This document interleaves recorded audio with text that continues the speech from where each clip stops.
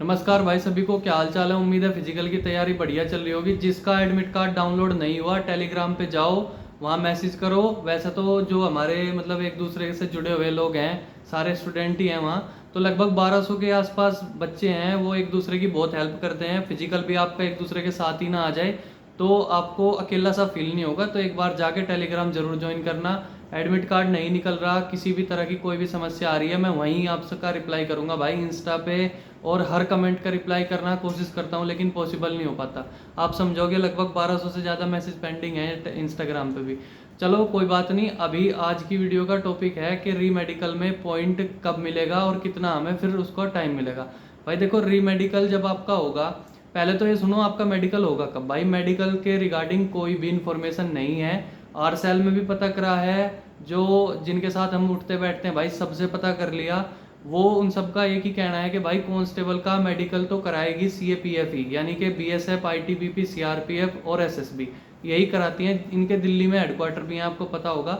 और बीएसएफ के तो मतलब इसके सीआरपीएफ के तो 2-3 कैंप हैं और बहुत बड़े बड़े। एक तो जड़ोदा में ही है, ट्रेनिंग सेंटर के जस्ट सामने। जिसकी जड़ोदा में ट्रेनिंग होगी वो देख भी लेगा, बहुत बढ़िया बना हुआ है। और हमारा भी वहीं हुआ था। तो पहली बात तो ये कि इतना हार्ड नहीं होता जितना तुम लोग सोच रहे हो, जितना यूट्यूबर तुम्हें डरा रहे हैं कि सीआरपीएफ लेगी तो ये कर देगी वो कर देगी।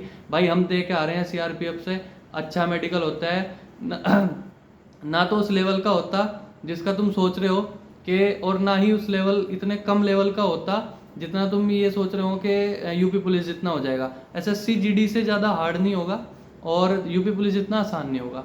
ठीक है, अब बात करेंगे आपका जो मेडिकल है, री मेडिकल में पॉइंट कैसे कैसे मिलता है। भाई आपको अगर री मेडिकल में पॉइंट दे दिया, बच्चों का सबसे ज़्यादा डाउट एक ही चीज़ को लेके है, नोकनी, कैरी एंगल और जो कलर विजन है और आई साइड। आई साइड का मैंने लास्ट वीडियो में भी बताया था भाई, आई साइड की अगर आपको प्रॉब्लम है तो उसके लिए आप लेसिक करा सकते हो, कोई दिक्कत नहीं।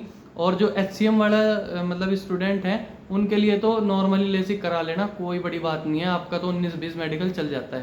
कांस्टेबल वाले अच्छी क्वालिटी का लेसिक कराओ और अच्छे से फिर अपना मेडिकल देने आना।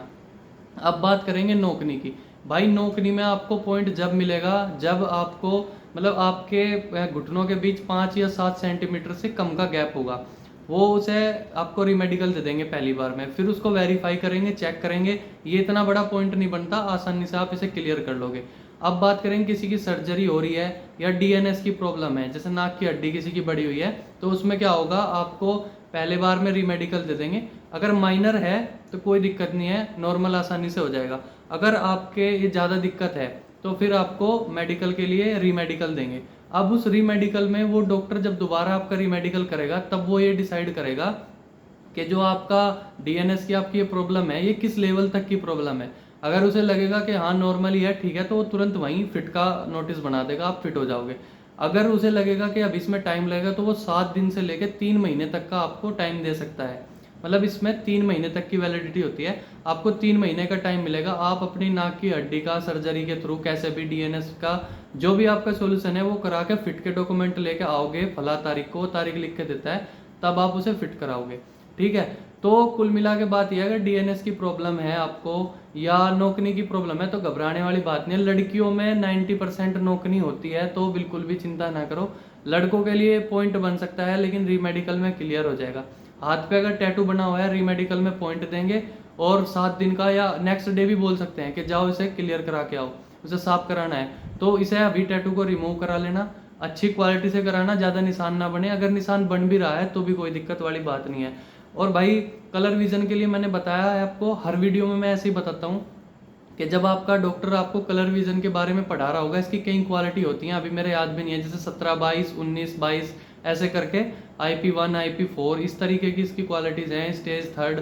तो जब भी वो सीधा एक ही फंडा है, जब आपको वो किताब पढ़ा रहा होगा तो आपको वो लगभग दिल्ली में जिनकी पोस्टिंग होती है वो साउथ इंडियन है, तो जब वो आपको पढ़ा हुआ है आपसे वो किताब पूरी कलर विजन वाली, तो आपको वो हिंदी में पढ़नी है जब तक वो डॉक्टर ये ना बोले कि इंग्लिश में बोल।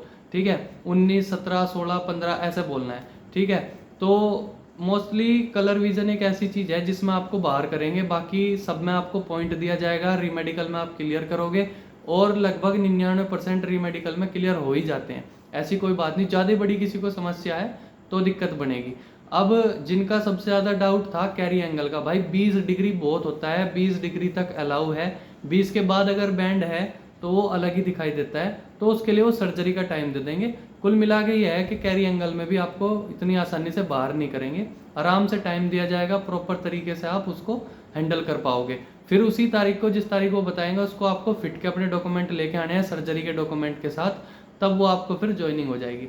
तो भाई, और जो आपका ये डाउट था ना कि हमारे जो मेडिकल होंगे वो क्या फिजिकल के साथ होंगे, भाई ऐसी कोई अपडेट है नहीं, और मतलब मेरे पास तो है नहीं। जो कोई ये बात बता रहा है उसके पास होगी तो भाई वो फिजिकल वाले दिन ही पता चलेगा। हमारे पास ऐसी कोई अपडेट है नहीं। हमने बहुत लोगों से पूछ लिया, बहुत जगह पता भी कर लिया, तो सबका यही कहना है कि भाई इसके रिगार्डिंग कोई अपडेट नहीं है।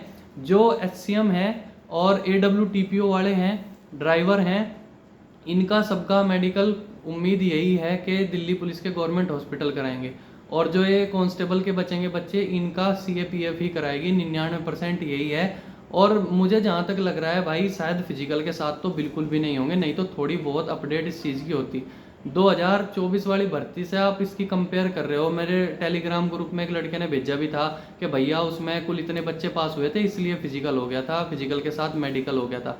भाई 12 फरवरी को ज्वाइनिंग लेटर देने थे प्रधानमंत्री जी को, इस वजह से उसका फिजिकल, मेरा खुद का फिजिकल और मेडिकल वहीं ऑन द स्पॉट ग्राउंड पे हुआ था, वो सिर्फ इसलिए हुआ था। अभी ऐसी कोई जल्दबाजी है नहीं। अभी जब इस सेंट्रल की भर्ती है ये, और प्रधानमंत्री के चुनाव में बहुत लंबा टाइम है, तो इसे धीरे धीरे खींच के लेके जाएंगे। ये आंकड़ा बाद तक काम आएगा। जो अब 2027 में भर्ती आएगी उसको जल्दी करेंगे, इसे आराम से ही करेंगे, कोई ऐसी दिक्कत नहीं है। और इस बात का पता भाई पहले दिन के फिजिकल में ही लग जाएगा। पर हमारे एंड से तो भाई क्लियर यही बात है कि हमारे पास कोई अपडेट नहीं है, आपका मेडिकल फिजिकल एक साथ है, ऐसा बिल्कुल भी अपडेट नहीं है। अगर कोई भी होगी अपडेट मैं पहले ही बता दूंगा, चिंता ना करो। और अच्छे से फिजिकल दे के आना है, और ग्राउंड की वीडियो भी देख लेना, एक बार मैंने डाल दिया है। किसी भी टॉपिक पे वीडियो चाहिए तो ज़रूर इसमें वीडियो में कमेंट कर देना। और ये मत सोचा करो सबका रिप्लाई नहीं करता, भाई बहुत कमेंट होते हैं, रिप्लाई करना मुश्किल हो जाता है। तो एक बार चैनल को जरूर सब्सक्राइब करेंगे, सबके पास तक वीडियो को शेयर करना, लाइक करना, ठीक है भाई। थैंक यू सभी को, ऑल द बेस्ट, जय हिंद।